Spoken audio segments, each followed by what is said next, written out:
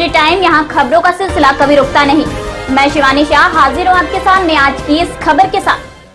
बलिया विधानसभा फेफना में समाजवादी पार्टी कार्यालय का उद्घाटन समारोह का आयोजन किया गया, जिसमें मुख्य अतिथि पूर्व मंत्री अंबिका चौधरी रहे। मुख्य अतिथि के पहुंचते ही कार्यकर्ताओं ने जोश शरोश के साथ नारे लगाने लगे और माला पहनाकर स्वागत किया। तत्पश्चात कार्यक्रम की शुरुआत की गई। मुख्य अतिथि ने अपने संबोधन में कहा कि आगामी चुनाव में समाजवादी पार्टी की पूर्ण बहुमत के साथ सरकार बनने जा रही है। इस दौरान मुख्य रूप से पूर्व मंत्री व्यास गौड़, बंसीधर यादव, आनंद चौधरी आदि लोग उपस्थित रहे। आइए देखते हैं बलिया से हमारे संवाददाता डी प्रसाद की ये रिपोर्ट। काम करेंगे जो साथी भारतीय जनता पार्टी छोड़ करके समाजवादी पार्टी में शामिल होना चाहते हैं, मैं उनसे आग्रह करता हूं, वो लोग अगर हैं तो मंच पे आगे आ जाए। उनको हमारे कार्यकर्ता उनको कुर्सी देने का काम करेंगे। बहुत बात मैं नहीं करना चाहता साथी, मैं केवल कुछ बातें आपसे बताना चाहता हूं, बाकी मंत्री जी के ऊपर छोड़ता हूं, वो बात करेंगे। साथियों, माननीय राष्ट्रीय अध्यक्ष जी ने कल अपना घोषणा पत्र पूरा का पूरा उन्होंने लागू करने का घोषणा करने का काम किया है। कुछ बातें आप जानते हैं, आप नेता हैं हमारे भारतीय स्वदेश समाज पार्टी के, सारे कार्यकर्ता भी यहाँ बैठे हैं। सभी लोगों से मैं आग्रह करना चाहता हूँ, उन कुछ बिंदुओं पर हम लोग तो आपको प्रकाश डालने का काम करेंगे, लेकिन घोषणा पत्र को हमने छपवाने का काम किया है, घर घर तक पहुंचाने की जिम्मेदारी। साथियों, आप हमारे नेता हैं, आपको कुछ बताना नहीं है। जितनी बातें हम बताना चाहते हैं उतनी बातें आपके जहन में पहले से है।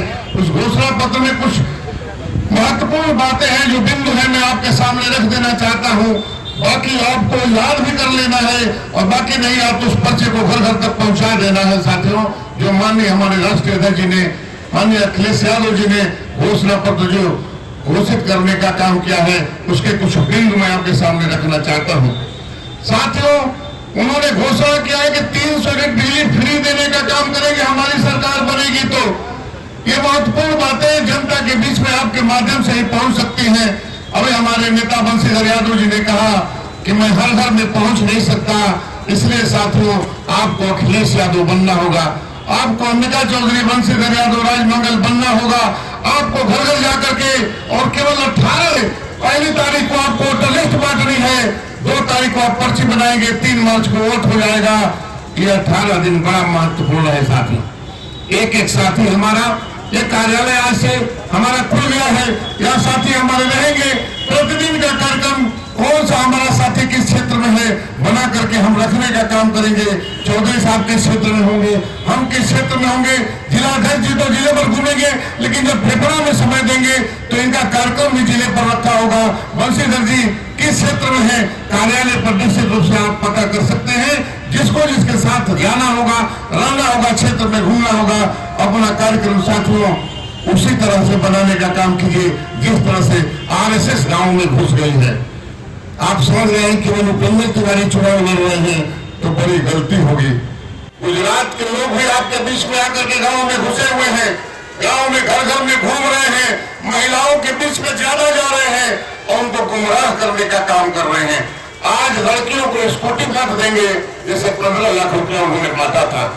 आपको बताना है कि जब उन्होंने 15 लाख रुपया नहीं दिया तो कोई स्कूटी देने वाले नहीं है, क्योंकि चौधरी साहब आएंगे तो बताएंगे कि पिछला घोषणा पत्र इन्होंने जो जारी किया था उसको तो फेंक दिया रद्दी की टोकरी में, इन्होंने पढ़ने का भी काम नहीं किया। इनका घोषणा पत्र रद्दी की टोकरी में जाता है, लेकिन अखिलेश यादव जो घोषणा पत्र देते हैं उस घोषणा पत्र को लागू करते हैं।